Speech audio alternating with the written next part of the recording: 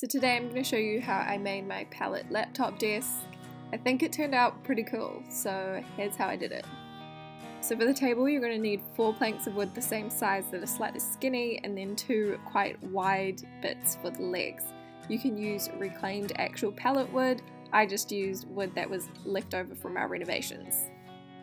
You can make the table any size you want depending on what kind of wood you had. I used 41 centimeters wide by 47 by 20 centimeters tall, but you can do it to suit your project.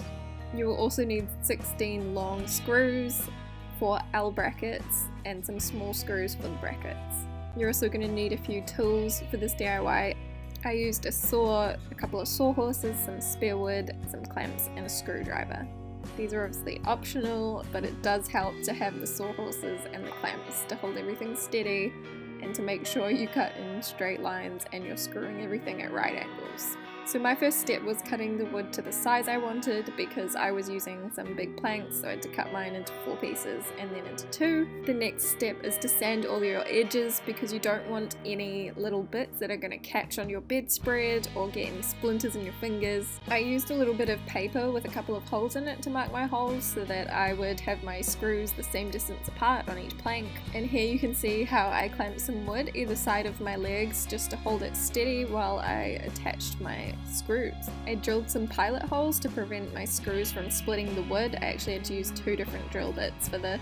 And then you're going to want to start screwing it all together. Now there is a technique to this to make sure your screws end up all good and straight and everything's cool. So the order you are going to want to screw in is starting with the outside corners and work your way in. That way you're not going to have wobbly legs while you're trying to screw things in, and you can sort out the distance between your planks on top. So you're going to follow that until you've got all your screws in and they're nice and flat.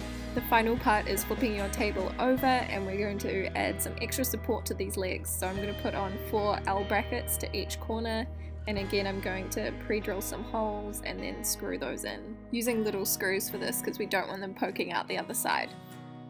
And I decided not to oil or paint mine. You could do that to make it suit your room, but I left it just plain wood and I really like how it looks. It's perfect for sitting in bed on my laptop. It holds it up to a much better height than it was before, and I can even fit my legs under it. It also kind of doubles as a mini side table I found, so that was really cool. And if I don't want it out, I can just put it away in my wardrobe. So yeah, I hope you enjoyed this DIY. If you make it, definitely share a photo with us on Instagram, and we'll see you in the next video. Bye!